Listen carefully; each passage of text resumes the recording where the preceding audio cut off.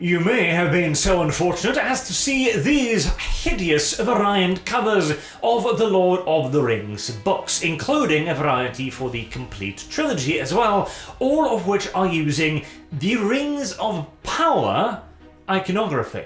You can see here, this is the promotional shots from the Rings of Power, where they had all of the armor and the little swords and such nonsense. You've got the Rings of Power icon up here. It is very clearly... well, it's being sold as the Rings of Power's version of the Fellowship of the Ring, Two Towers, The Return of the King. It is marked as if it was the Rings of Power, whilst of course what is inside has nothing to do with the Rings of Power. In fact, Amazon doesn't even own what is inside at all, since they own the rights to the movies and the appendices, not the actual books, which you would think would open up all kinds of legal trouble, but, well, here's the thing. The Tolkien estate currently are far more interested in money than preserving anything or challenging Amazon on anything, because that is probably their future meal ticket. But I want to talk about a little bit here, two things. First and foremost, they stopped selling Rings of Power book covers. HarperCollins, Amazon, and as rights holders, the Tolkien estate, have unjustly co-opted Tolkien's The Lord of the Rings with covers from promotional materials from Amazon's The Rings of Power. So this is a change.org petition. I will leave a link to it down below, and let me get the doomerism out of the way immediately, because there is no way this ever does anything at all. I know, you never know, hey, and if it gets signed by 1 million people, then maybe, but nah, like Amazon's put billions into this product.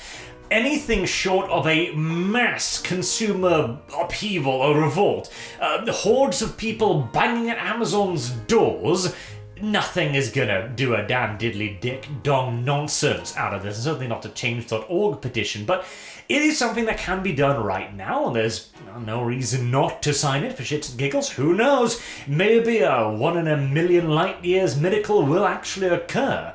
Stranger things might have happened, I guess, possibly. But more interestingly, what I kind of want to talk about here is, he brings up some interesting points, like, mostly, the show contains vastly more content from modern showrunners, rights producers, and corporate executives rather than the Rings of Power, the Lord of the Rings, which is correct. He names here Disa, Halbrand, Arondir, Bronwyn, Theo, Eleanor, Brandyfoot, Sadok, Burrows, Poppy, Proudfellow, etc., etc. These are all original characters, and even the characters based on the book are, well, based on the books. Galadriel is now a warrior princess. The characters we know and love are, at the best, probably shunted off to the side. Excuse me. To the point where the writers are wondering how they're going to make Isildur a heroic character. Huh.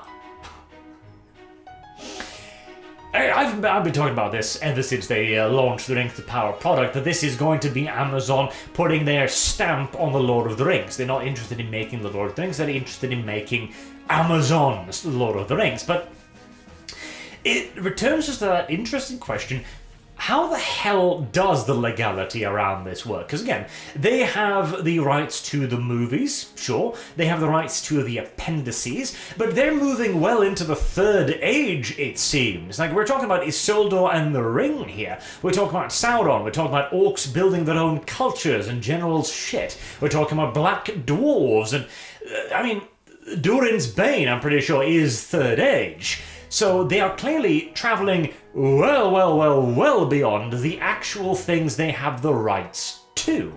Now again, the only ones who could possibly challenge them on this would be the Tolkien estate, saying, hold on there, we sold you like the appendices. You can't do this. You can't start making dwarven princesses. You can't start talking about making the alternative story for Isildur. These are not things that you get to have, you know? And they would absolutely have a pretty solid argument, in my opinion, since, again, it is not something they have the rights to. It is something that hasn't been written, so they would have to make it up whole across, but that would obviously put them in violation of the original copyright.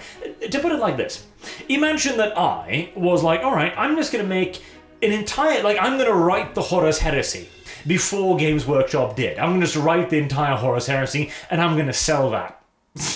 You think GW would be fine with that? Obviously not. I'm gonna write the War of the Primarchs. I'm gonna make it up. I'm gonna fabricate it whole cloth.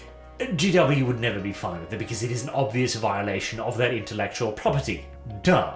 And I don't see how this isn't the exact same thing. I've seen it called, extraordinarily expensive fanfic, but it's not even fanfic. It is an official product, licensed and sold as an official product, now also being stamped onto the actual, unofficial product.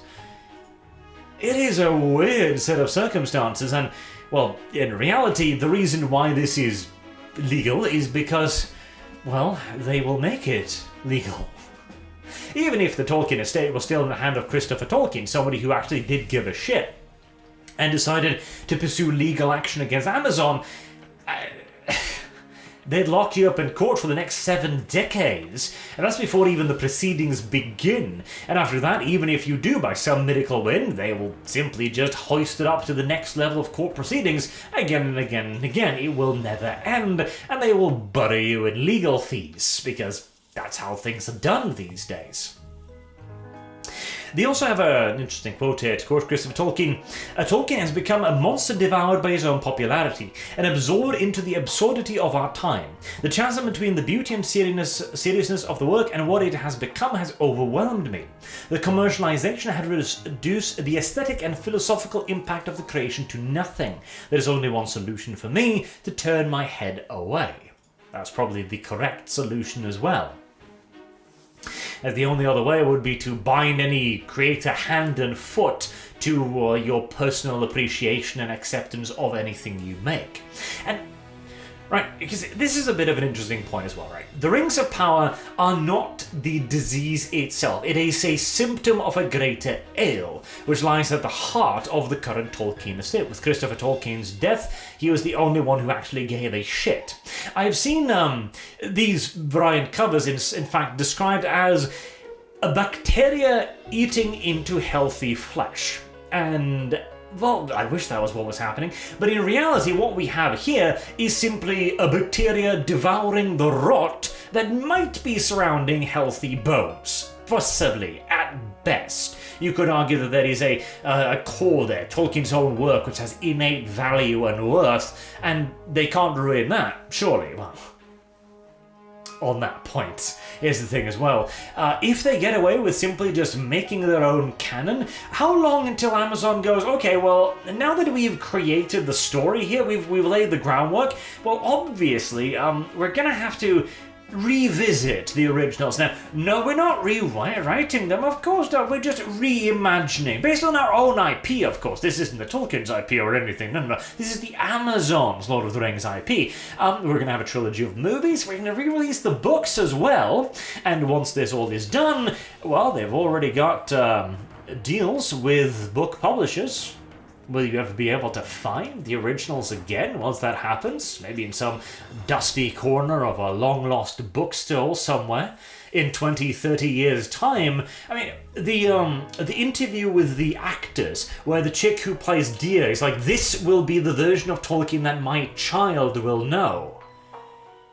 Again, the flesh is already rotten. Like, the muscle tissue is already necrotic. The binding forces is already gone. All you've got now is the brittle bone at the heart of it all, which will only exist until finally it too is turned to dust and nothingness. And the only thing that will remain is, ironically enough, the bacteria. Maybe the flies as well. It is depressing shit, but I want to say too, despite, okay, the petition isn't going to do diddly-dick. I am 98% sure of that. It's going to take an absolute miracle.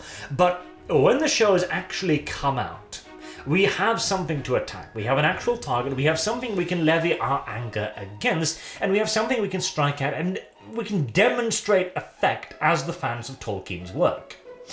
This is something that happened with Kenobi, for example. Kenobi is a general laughing stock now, or an even better example of effectiveness was the awful He-Man reboot, where it was a bait and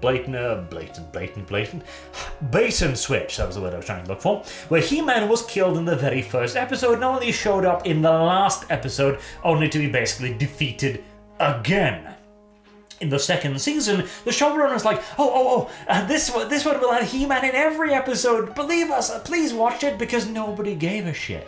Nobody cared. Nobody watched it. And they're like, now we're gonna get He-Man. And hey, you know what?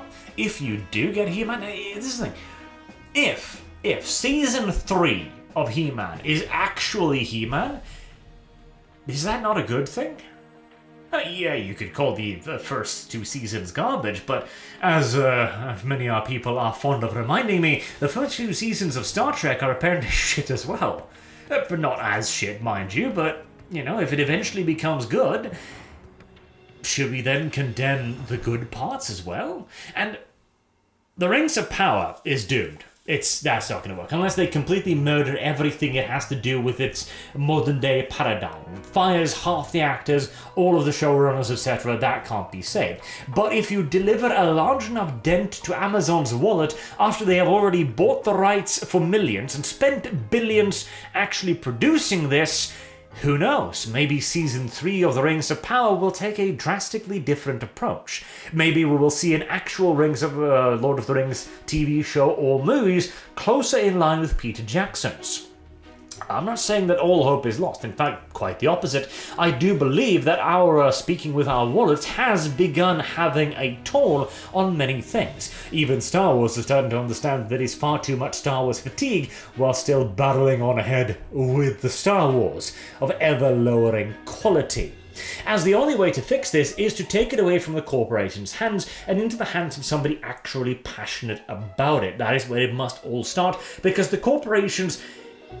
Again, I have this half-formed idea in my head, which might be turned into video at some point, but the corporations doesn't see the Lord of the Rings for the Lord of the Rings. The breadth, the scope of it, the soul, the existence, they simply see it as a set of costumes, a set of set pieces, a set of settings, of cardboard boxes and backgrounds to be built. They see it as Numenor the set, a hangar 2B on the Rings of Power studio, rather than an actual place, an actual setting, and an actual existence. But anyways, if you're interested, I figured I would let you know about the Change.org petition, because it would be interesting to see how far it gets.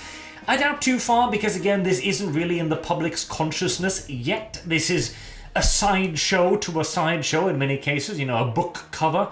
But hey, if you feel passionate about Tolkien, why not head on over and sign it. Till next time, I've been Arch. Thank you all very much for watching, and I hope to see you all again soon. Till then, have a good day.